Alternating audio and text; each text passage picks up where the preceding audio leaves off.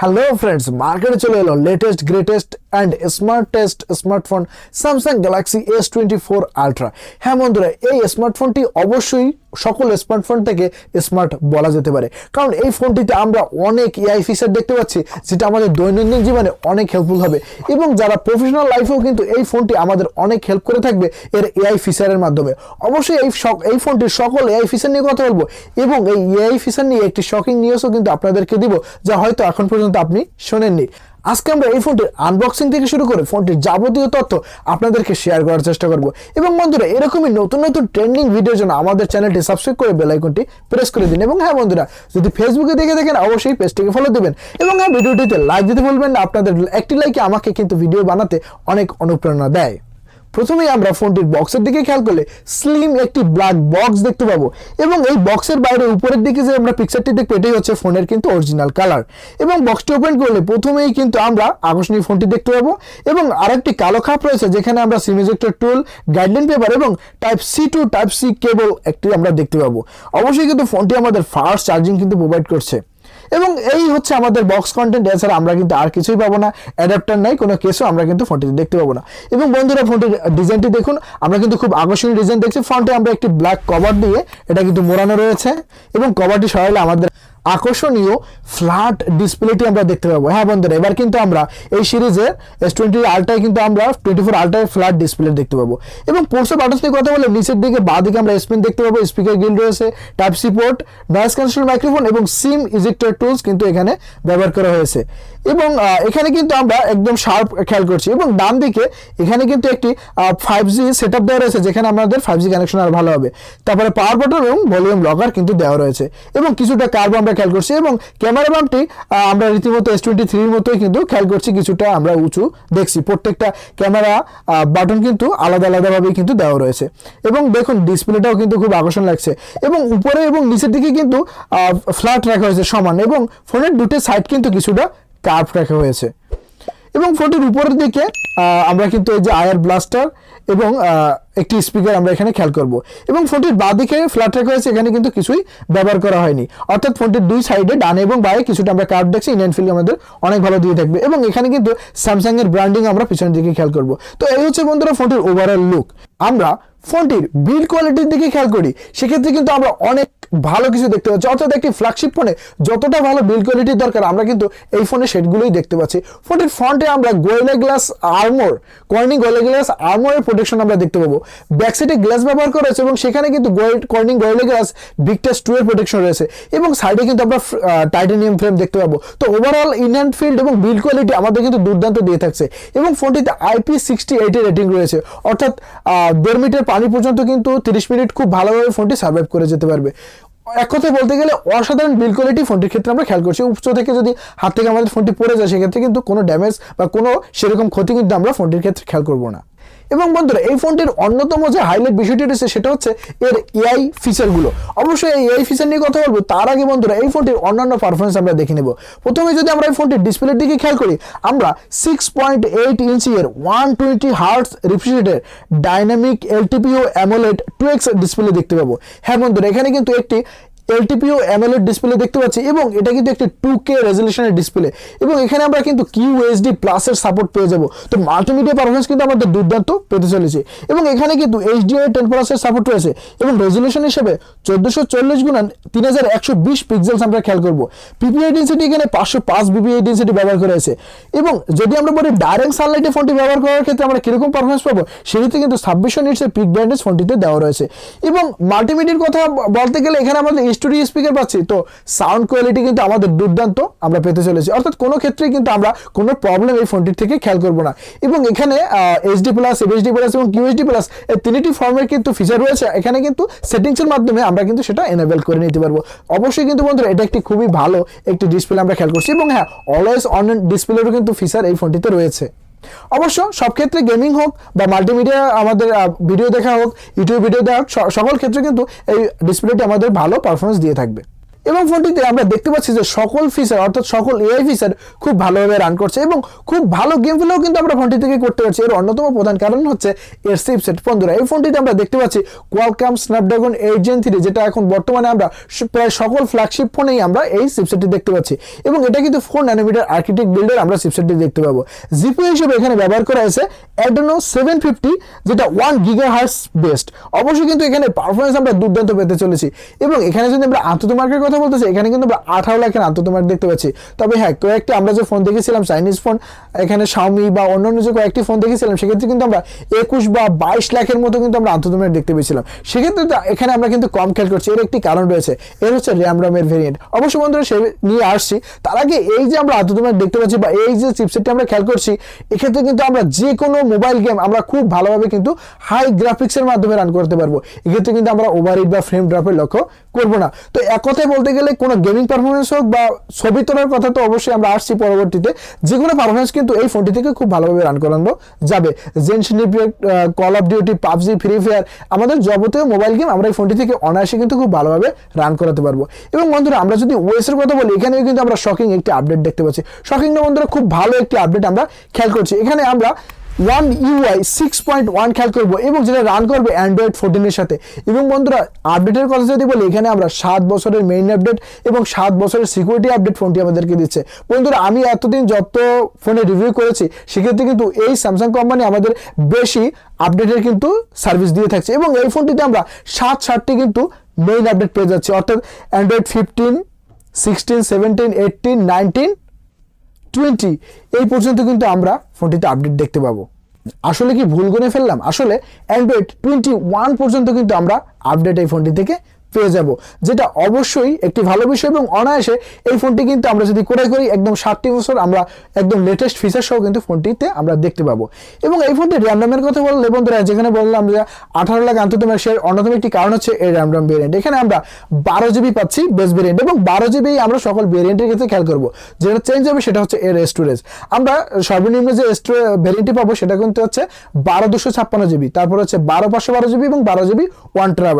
এক্ষেত্রে বন্ধুরা এই 12 GB কারণে কিন্তু আমরা আন্তত মার্ক কিছুটা কম খেয়াল করছি। তাছাড়া অন্যান্য ফোনে তো আমরা 16 GB 24 GB আমরা র্যাম দেখতে পাই, সেক্ষেত্রে আমাদের আন্তত মার্কও কিন্তু বেশি দিয়ে থাকে। এবং এখানে আন্তত মার্ক কিছুটা কম হওয়ার জন্য কিন্তু এখানে আমাদের পারফরমেন্সে কোনো কমতি আমরা দেখছি না। সকল জিনিসই কিন্তু খুব ভালোভাবে এই ফোনটিতে রান করছে। এবার আসা যাক এই ফোনটির অন্যতম হাইলাইটেড বিষয়। বন্ধুরা মোস্ট হাইলাইটেড বিষয় এবার হচ্ছে এর এআই ফিচার গুলো। হ্যাঁ, এখানে দ্বিতীয় যে হাইলাইট বিষয়টি সেটা হচ্ছে এর ক্যামেরা। বন্ধুরা এর ব্যাক প্যানেলে আমরা 4টি ক্যামেরা দেখতে পাবো, যেখানে মেইন ক্যামেরা সেন্সরটি 200 মেগাপিক্সেলের ক্যামেরা সেন্সর ব্যবহার করা আছে এবং অ্যাপারচার 1.7 আমরা দেখতে পাবো, যেখানে ওয়াইস এর সাপোর্ট ও আমরা খেয়াল করব। দ্বিতীয় ক্যামেরাটি 50 মেগাপিক্সেলের ক্যামেরা এবং এখানে অ্যাপারচার 3.4 দেখতে পাবো। এখানে 5x অপটিক্যাল জুম রয়েছে এবং ওয়াইস এর সাপোর্ট রয়েছে। পরবর্তী ক্যামেরাটি 10 মেগাপিক্সেলের ক্যামেরা এবং এখানে আমরা অ্যাপারচার 2.4 খেয়াল করব এবং এই ক্যামেরাটিতে 3x অপটিক্যাল জুম আমরা দেখতে পাবো এবং আল্ট্রা ওয়াইড ক্যামেরা সেন্সর হিসেবে 12 megapixel ultra wide camera sensor আমরা দেখতে পাচ্ছি। বন্ধুরা এখানে সবথেকে আকর্ষণীয় বা হাইলাইটেড বিষয় হচ্ছে এখানে যে আমরা 5x অপটিক্যাল জুমটি দেখতে পাচ্ছি, সেটা কিন্তু আমরা 50 মেগাপিক্সেলের ক্যামেরার সাথে দেখতে পাচ্ছি। অবশ্যই কিন্তু আমাদের খুব ভালো পারফরমেন্স এক্ষেত্রে আমাদের দিবে। 100x জুমে আমরা যেটা S23 তে দেখেছিলাম যে জুম ফ্যাসিলিটি বা যেখানে যে পারফরমেন্স দিচ্ছিল, এই ফোনটি কিন্তু অনেক ক্ষেত্রে আরো এগিয়ে থাকছে এই ক্যামেরা পারফরমেন্সের ক্ষেত্রে। আমরা যে কোনো ছবি খুব ভালোভাবে কিন্তু S23 থেকে কিন্তু আমরা খুব ভালোভাবে এটা ক্যাপচার করতে পারছি। আমাদের কিন্তু কোনো প্রবলেম এখানে দেখা দিচ্ছে না এবং ক্যামেরা পারফরমেন্সের কথা বলতে গেলে একদম A1 ক্যামেরা পারফরমেন্স ফোনটি আমাদের কিন্তু প্রোভাইড করছে। এবং ব্যাক প্যানেল থেকে আমরা যদি ভিডিওগ্রাফির কথা বলি, এখানে আমরা সর্বোচ্চ 8K ভিডিও রেকর্ডিং করতে পারছি ব্যাক প্যানেল থেকে এবং যেখানে 24 FPS অথবা 30 FPS আমরা যে কোনো FPS এ কিন্তু ভিডিও রেকর্ডিং করতে পারছি এবং 4K আমরা 120 FPS পর্যন্ত কিন্তু ভিডিও রেকর্ডিং করতে পারছি এবং 1080p তে আমরা 240 FPS এ আমরা ভিডিও রেকর্ডিং করতে পারবো, যেটা অবশ্যই কিন্তু খুব একটা ভালো বিষয়। এবং এখানে আরো এআই ফিচার থাকার কারণে আমাদের ক্যামেরা পারফরমেন্স কিন্তু আরো কয়েকদিন বাড়িয়ে দেবে।